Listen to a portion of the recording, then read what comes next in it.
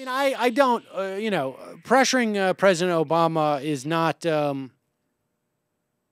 I think that's a fool's errand. I think pushing back on this has a lot of value, but it's ultimately going to be with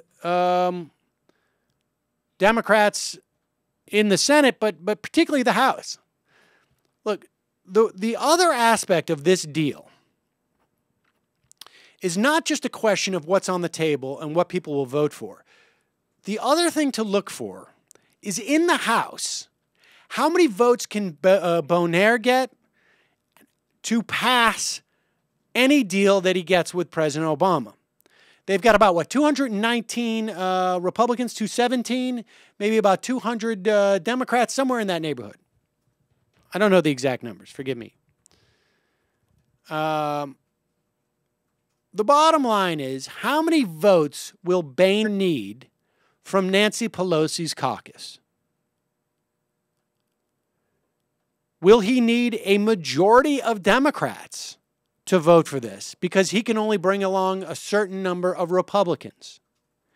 This is crucial. Part of the price that's being paid here in this deal is not just what each side is giving up, supposedly. I don't think the president's giving up anything. I think that he's moving towards a deal that he wants. But that's irrelevant to this conversation. Part of the price, the political price that is paid, is how many members of each caucus is going to have to vote for this. Because it's going to leave those members vulnerable. Now, it's not an issue if you're in a very solidly safe district as a Republican or a Democrat. If you won your election by 65% to 35% in your last House race, you're going to be on that list, probably, to vote for this.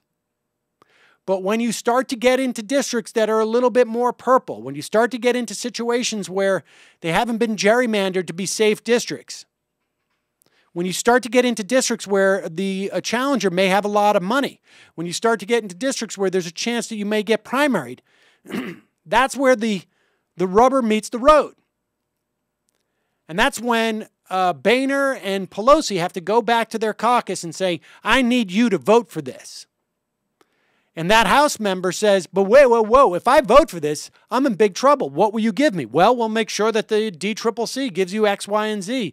Or the RCCC gives you this amount of money. That ain't going to be enough. I can't sell this back in my district. I've gotten 200 phone calls, which, according to our algorithm, says that I've got 25% of the district who says that they're going to support a primary challenge against me. I can't do it. It puts me too much at risk. That's where we have leverage. You have got to call your congressperson and say, I'm prepared to do everything I can to make sure that you lose your election, including voting for your opponent, no matter who they are, if you're going to cut Social Security or Medicare or Medicaid.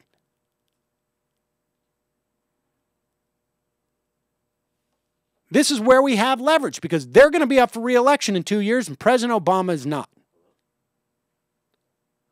So that's the argument you're going to want to make. So I don't care. I'm not surprised that Obama's putting this up there, that he's floating this. I'm not surprised about it.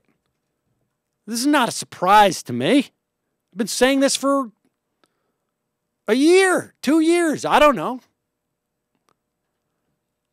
Point is that we now have a stronger, more progressive Democratic caucus in the House, and they are subject more to your leverage than they were 6 months ago.